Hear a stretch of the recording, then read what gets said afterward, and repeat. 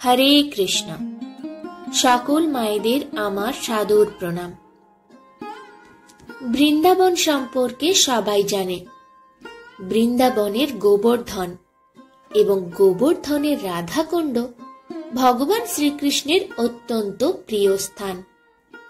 কিন্তু গোবর্ধনে এত কুণ্ড আছে, তাহলেও রাধাকুণ্ডের এত বিশেষত্ব কেন?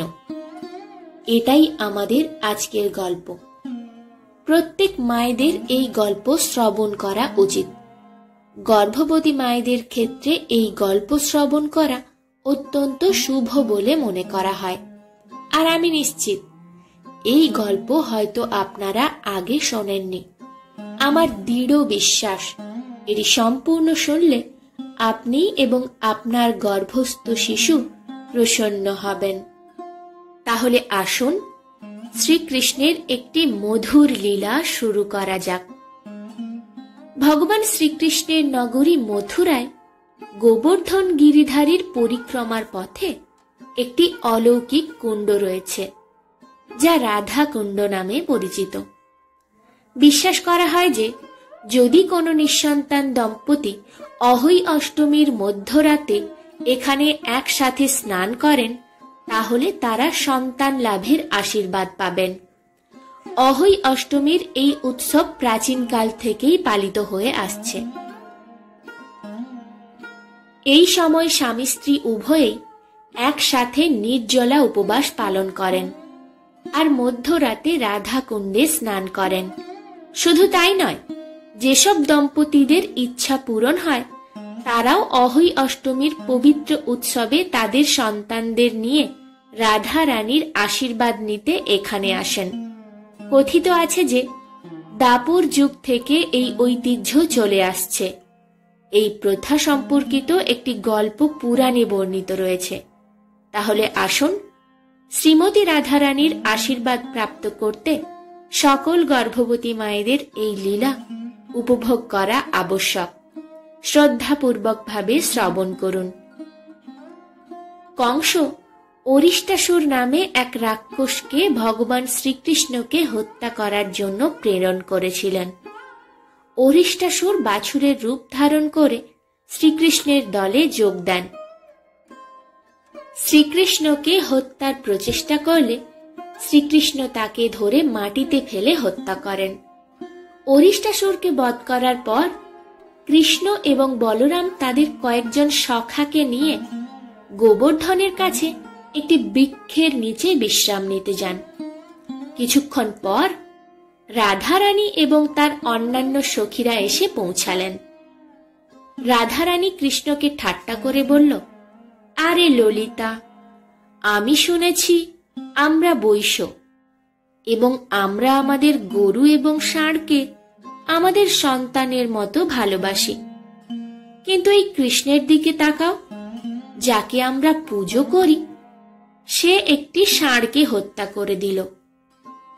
তারপর ললিতা বলল, হ্যাঁ রাধা, তুমি একেবারে ঠিক বলেছ। কৃষ্ণকে দেখো, ষাঁড়কে মারার পর সে কেমন ভালো মানুষের মতো বিশ্রাম নিচ্ছে। কেন কানহা, তুমি কি একটুও লজ্জা পাচ্ছ না? তুমি এত বড় অপরাধ করেছ।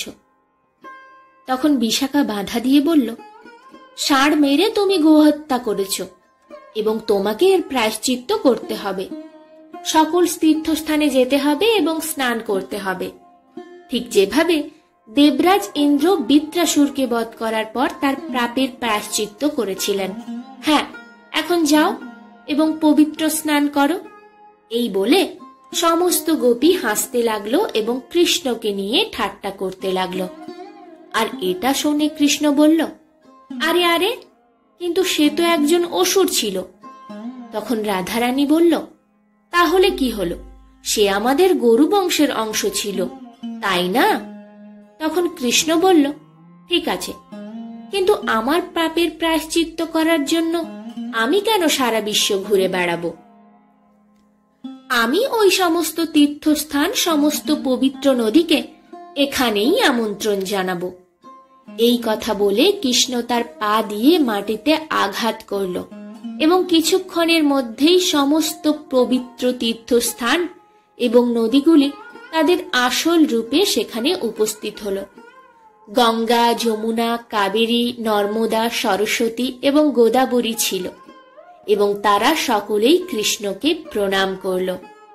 আর সবাই মিলে সেই জায়গায় একটি সুন্দর কুণ্ড তৈরি করে নদীর জলের সাথে সাথে সমস্ত তীর্থস্থান সেখানে প্রবেশ করেছিল। তারপর কৃষ্ণ সেই কুণ্ডের জলে স্নান করলেন। স্নান করার পর এখন কৃষ্ণের ঠাট্টা করার সময় এলো এবং তিনি এই সুযোগ হাতছাড়া করতে চাননি। কৃষ্ণ রাধারানী এবং গোপীদের বললেন, এই নাও, আমার সমস্ত পাপ ধুয়ে গেছে, কিন্তু মনে রাখবে তোমরা সকলেই একজন অসুরকে সমর্থন করেছ, অতএব তোমরা সকলেই এখন তার পাপের অংশীদার হয়ে গেছ। হ্যাঁ হ্যাঁ, এখন বলো কিভাবে তোমরা সকলে তোমাদের পাপ ধুয়ে ফেলবে? হ্যাঁ হ্যাঁ, বলো বলো। কৃষ্ণের এইভাবে উত্ত্যক্ত করায় রাধারানী এবং সমস্ত গোপীদের খুব খারাপ লাগলো। রাধারানী বলল, আমরা তোমার মতো অলস নই, আমরা আমাদের নিজস্ব কুণ্ড তৈরি করব। এই বলে রাধারানী এবং সমস্ত গোপী তাদের নিজস্ব নতুন কুণ্ড তৈরির জন্য বেরিয়ে পড়লেন। সেই স্থানে অরিষ্টাসুরের ক্ষুরের আঘাতে একটি গর্ত তৈরি হয়েছিল। রাধারানী এবং গোপীরা ওই জায়গাটা খনন করতে থাকে এবং অবশেষে 1 ঘন্টা পর তাদের কুণ্ড সম্পূর্ণ হয়ে যায়। ততক্ষণে ঘাম আর ক্লান্তির কারণে তাদের অবস্থা এতটাই খারাপ হয়ে গিয়েছিল যে জিজ্ঞাসাও করো না। তাদের সকলকে এমন অবস্থায় দেখে কৃষ্ণ বললেন, আরে রাধা, মনে হচ্ছে তুমি খুব ক্লান্ত। তুমি যদি চাও আমার কুণ্ড থেকে জল নিতে পারো আর তুমি তোমার কুণ্ড ভরাট করতে পারো। কিন্তু না না, সে ছিল রাধারানী, সে এত সহজে কৃষ্ণের কাছে মাথা নত করবে না। রাধারানী বলল, তার কোনো প্রয়োজন নেই, তুমি ওই জলে স্নান করেছ আর তোমার স্নানের ফলে এই কুণ্ডের জল দূষিত হয়ে গেছে। আমরা সবাই নিজেরাই মানসী গঙ্গা থেকে জল আনব। তারপর শুরু হলো কঠোর পরিশ্রমের আরেকটি যাত্রা। সমস্ত গোপী তাদের কলসে করে জল নিয়ে তাদের কুণ্ডে ঢালতে শুরু করলো। কিন্তু এত বড় কুণ্ড এভাবে কি ভরাট করা যাবে? অবশেষে হাল ছেড়ে দিয়ে তারা কুণ্ডের কাছে বসে পড়ল। তারপর হঠাৎ কৃষ্ণের পুকুর থেকে একজন দিব্য পুরুষ বেরিয়ে এলেন। সে রাধারানীকে বলল, হে রাধিকা, তোমার বেশি পরিশ্রম করার দরকার নেই।